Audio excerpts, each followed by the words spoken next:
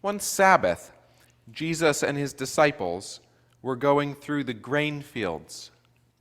And as they made their way, his disciples began to pluck heads of grain. The Pharisees said to him, "Look, why are they doing what is not lawful on the Sabbath?" And he said to them, "Have you never read what David did when he and his companions were hungry and in need of food? He entered the house of God when Abiathar was high priest, and ate the bread of the presence, which it is not lawful for any but the priest to eat, and he gave some to his companions." Then he said to them, "The Sabbath was made for humankind, and not humankind for the Sabbath. So the Son of Man is Lord even of the Sabbath." Again, he entered the synagogue, and a man was there who had a withered hand. They watched him to see whether he would cure on the Sabbath, so that they might accuse him.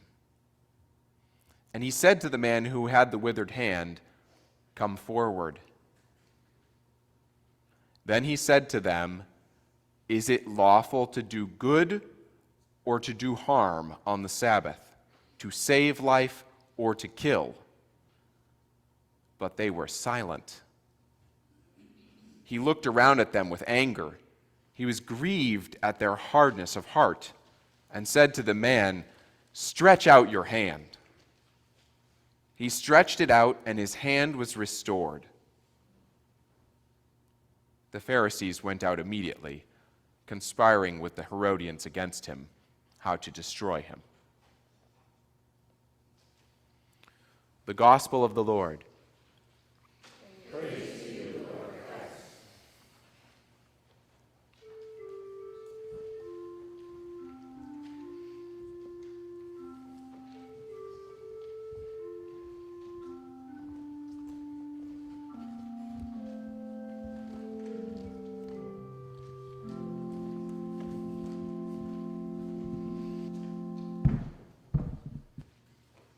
Please be seated. Good morning. Today's gospel passage brought me back to a lesson from 8th grade science class. On this particular day, we were learning about identifying minerals using a number of tests. Now, I have to admit, I was not the greatest student in the 8th grade. So a lot of the information is a little hazy, but I think I got the gist of it enough. We were doing a lab that required us to observe characteristics of different samples of a mineral. Things like color, shape, weight, and the hardness of that mineral, and compare it with the known characteristics to identify what we had a sample of in front of us. And as you might imagine, a lot of these tests are pretty straightforward.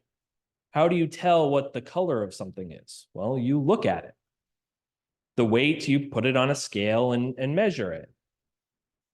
With how interesting I'm making this sound, it's pretty easy to understand why I might not have been so invested in this lesson. But how do you measure hardness? Well, in the case of my 8th grade science lab, we had to take either a thumbtack or like a bent paper clip and scratch the surface of it and observe if it made any difference in the mineral in front of us. The harder samples would be unaffected, while the softer samples would be marked or even chipped by the little metal clip. So maybe you're sitting here thinking, well, George, that's really interesting, but what does that have to do with the Sabbath? And objectively speaking, absolutely nothing. But Jesus wasn't upset with the Pharisees over the Sabbath, was he? See, the Pharisees were upset that Jesus was ignoring the Sabbath laws to harvest food to eat and to heal sick people, because the laws clearly did not allow working like this on the Sabbath, and he was flippantly violating them. So when Jesus challenges them twice here in the passage, they don't budge. The law is clear. We don't work today. So the first time, his followers are picking grain to eat along their travels, and Jesus responds to the Pharisees' complaints, saying that the Sabbath is made for humankind, not humankind for the Sabbath. These people have needs. They need to eat, regardless of what day of the week it is. And there's no sense in starving just because it's the Sabbath. And clearly, by the Pharisees' response in the next portion of the text, they were unswayed by his examples. Because again, he encounters their resistance in the synagogue with a man with a withered hand.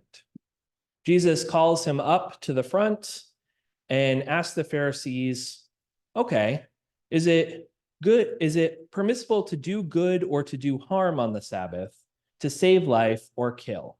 He's got them there. They're cornered. But again, they're unmoved. So unmoved that when Jesus does heal the man, they immediately conspire against him to destroy him. So was Jesus upset that they wanted to observe the Sabbath? No. Jesus was grieved by the hardness of their hearts.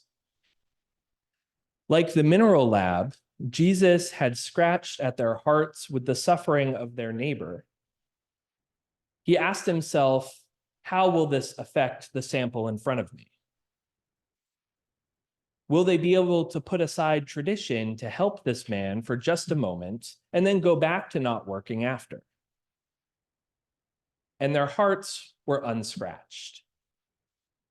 Their unwillingness to budge in the face of their neighbor's need was what was so upsetting to Jesus.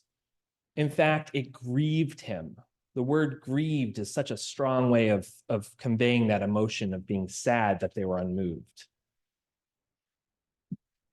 And the Pharisees are not the only ones whose hearts get a little hardened sometimes. In the face of the pain of the world, I think it's human instinct to harden our hearts a little bit. I think we tend to do this in defense, less like a mineral that's hard to its core and just that's its nature to be hard or soft, but more like growing a protective shell around our brittle and fragile heart. There's so much going on out there that it feels like it could be overwhelming, so we have to protect ourselves.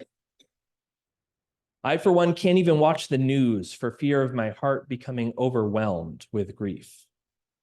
Every day, the number of atrocities in the struggle between Israel and Palestine increase, with innocent people caught in the crossfire of a war that shows no sign of stopping or slowing down.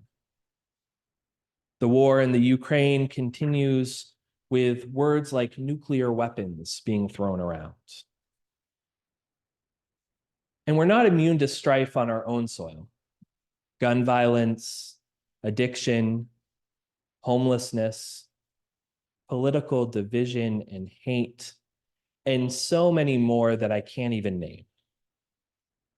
They all bombard us daily. So I harden my heart, I avoid the news altogether, I try not to make eye contact with the panhandler on the street, and I grow my protective shell around my heart. Sometimes it feels like there's no other option, because if I don't, I fear I would be led to a despair so deep, it would be crippling. So I close myself off. But Jesus doesn't want us to go through the world guarded like that, with hearts entombed in stone, so we might avoid them breaking. I'd actually argue that letting our hearts break a little is not so bad. Maybe we need to let our hearts be broken open. Because when we encase our hearts in stone, there's no way for our light to get out. But when we see and name the pain of the world and let it move us and let it affect us, the fissures of our broken hearts become doorways for the Spirit to move out from us.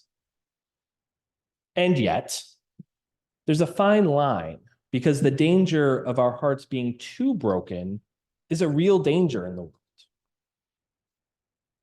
Sometimes we do have to turn off the news or take some time to ourselves And I get that. That's right.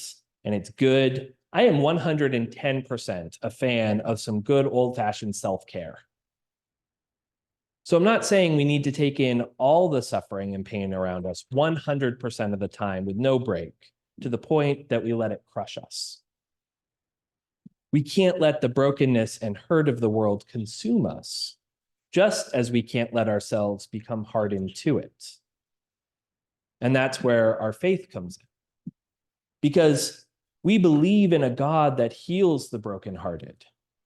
When our hearts are broken open, we lift them to God to hold in a mighty but gentle hand, to guide us in how we can move forward and show us how we can face the brokenness of this world without becoming consumed by it. Because the only shoulders broad enough to hold all the pain and suffering in the world are God's.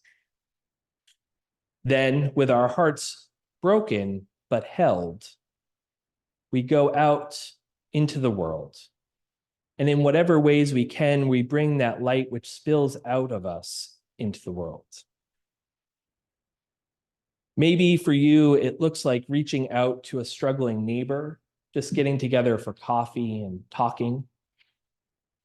Maybe you're a gardener and you grow some extra produce for the local food pantry. Maybe you volunteer some of your time through ministries here or with nonprofits in the community to help the poor and disenfranchised. There's so many little ways that we can be involved in the world and bring that light out that we'd be here all day if I named them all. I'm not going to, but we would be here all day. So no matter what we choose and how we choose to bring out that light, I don't think we can do it well if we completely avoid being affected by the pain around us. Because to truly love our neighbor as ourselves, we must be willing to see their suffering and to be moved by it. We must be able to go out with our hearts not broken, but broken open.